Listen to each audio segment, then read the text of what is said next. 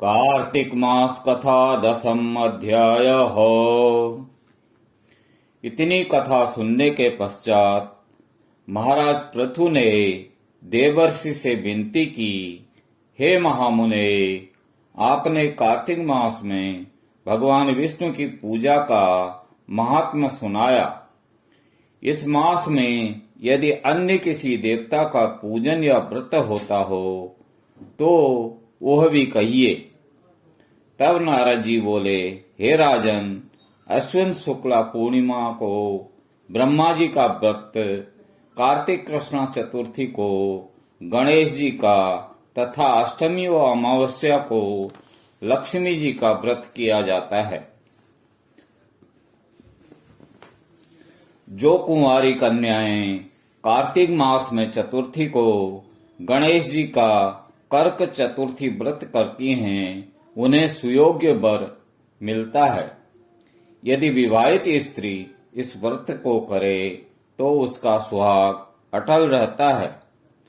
प्रातःकाल स्नानादि से निवृत्त होकर चंदन आदि से श्री गणेश जी का पूजन करें।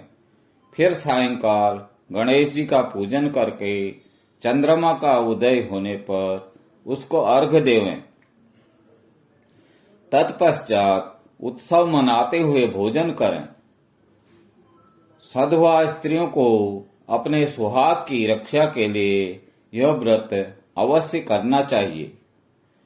कर्क चतुर्थी व्रत के महत्व का वर्णन करते हुए नारद जी ने कहा, हे राजा पृथु, अब इस व्रत का एक इतिहास हम तुमको सुनाते हैं, ध्यान पूर्वक सुनो। भद्रावती नगरी में सुधर्मा नाम का एक राजा था। उसके रविदत्त, सुशर्मा, जयशर्मा और सुशोभन नाम के 4 पुत्र तथा वीरमती नामक एक कन्या थी। सुधर्मा ने अपनी कन्या का विवाह देवव्रत के साथ किया था। वे दोनों प्रेम पूर्वक रहने लगे।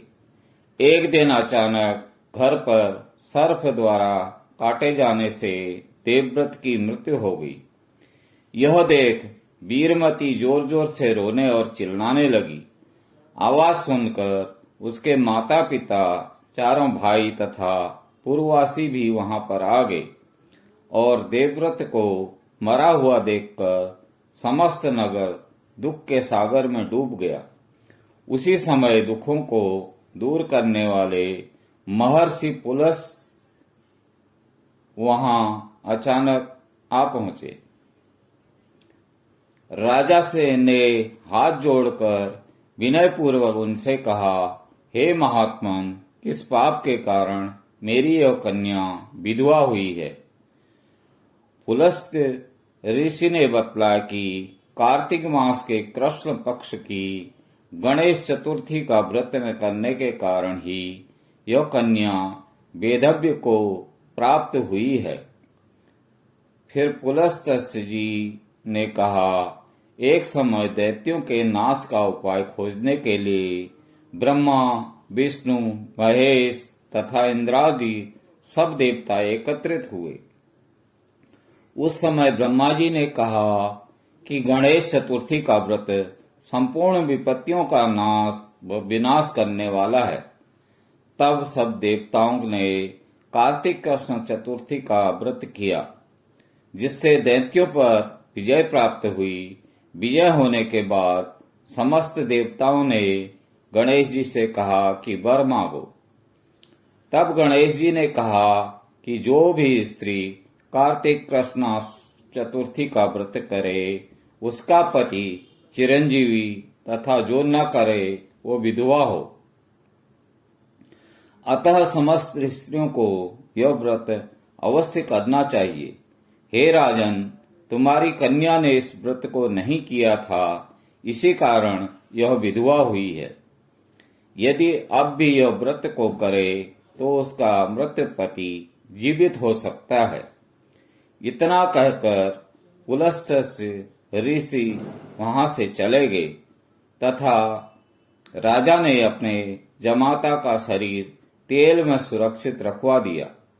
इसके बाद जब कार्तिक मास आया तो उसकी कन्या ने विधिवत व्रत करके उद्यापन में ब्राह्मण को दान दक्षिणा देकर उन्हें संतुष्ट किया, जिसके प्रभाव से उसका मृतक पति पुनः जीवित हो गया।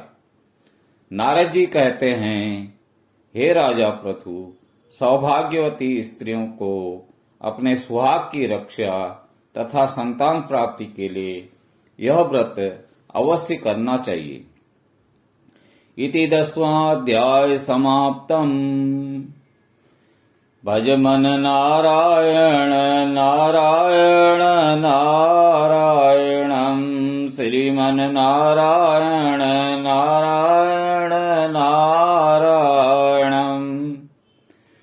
बोलो नारायण नारायण नारायणं, हरि नारायण नारायण नारायण।